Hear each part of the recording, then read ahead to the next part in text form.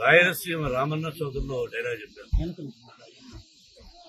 నిన్న జరిగింది మర్చిపోను, నేడు జరగాల్సింది వాయిదా వేయను, రేపటి గురించి ఆలోచించను.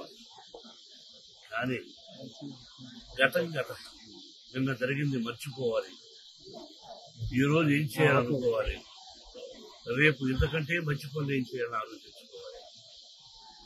సంక్రాంతి శుభాకాంక్షలు.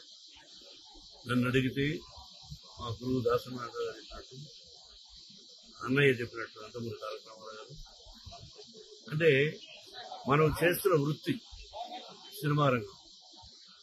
మనం సినిమాలు రిలీజ్ చేస్తాం. మన సినిమా హిట్ అయితేనే మనకు నిజమైన పండుగ.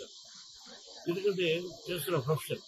అలాగే ఇక్కడ సంక్రాంతి అంటే రైతు భారతదేశానికి వెన్నెముక. రైతు బాగుంటేనే మనందరం బాగుంటుంది. ఇంతకుముందు స్టూడెంట్స్ అక్కడ సెలబ్రేట్ చేస్తూ ఒక దోశని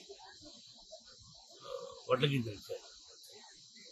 ఆ దోశలు వడ్ల గింజలు దంచితే ఎంత బియ్యం అవుతుంది. అది దోషిస్తుంది, ఒక పిడిగడ అవుతుంది, అర పిడిగడ అవుతుంది. అది ఒక మనిషిని బ్రతికిస్తుంది.